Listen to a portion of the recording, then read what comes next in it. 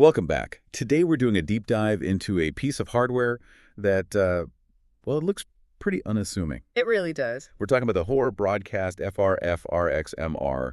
It's a bit of a mouthful, an RF over fiber drop receiver. Right. And our mission today is to figure out how this little box, which is really just for, cable TV distribution, becomes this linchpin for high-level data security. It's a perfect case of taking existing tech and using it in a way it wasn't originally intended. I mean, at its core, it's an endpoint for what's called RFoG, or radio frequency over glass. Okay.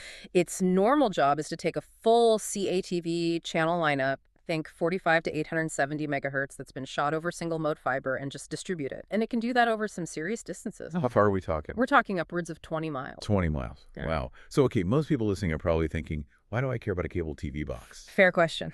Its main job is to take that light signal coming in from an S-key PC fiber connector and just switch it back to a normal RF signal for a coax plug, the kind you plug into your TV. Exactly. But that simple translation, that's where the whole strategy is hidden. And the physical design hints at that too, right? Oh, absolutely. When you look at it, it's a compact little thing. It's fanless, so it's completely silent. And it runs on low voltage 12 VDC power. Those features, they just scream something other than your average home cable setup. That points to, secure installations, places where silence and a low heat signature are key. Okay, let's unpack this then. Because if this is just a low-cost, kind of simple converter, why is it showing up in mission-critical spots? This gets to the idea of the fiber break, which I think is the real insight here. That's it. This is where it gets really fascinating. The device's biggest limitation is actually its greatest strength from a security perspective. In these high security networks, you can't have any, and I mean any, path for data to leak out or for something to be injected in. This receiver, just by how it's built, acts like a one-way valve. A one-way valve for the signal. Precisely. But wait, if the main fiber line is already encrypted and secure, why does locking down the coax side matter so much?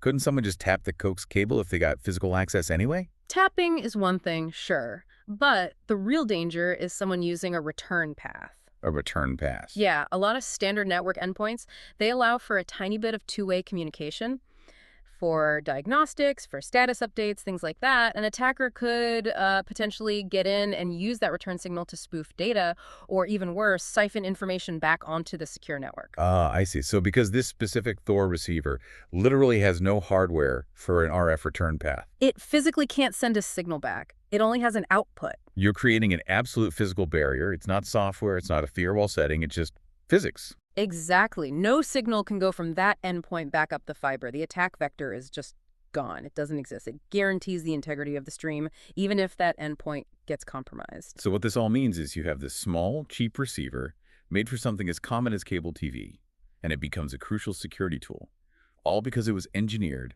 to only let the signal flow in one direction. It does. And that brings up a really interesting question for you to think about. We talked about the silent, fanless design being practical for installation.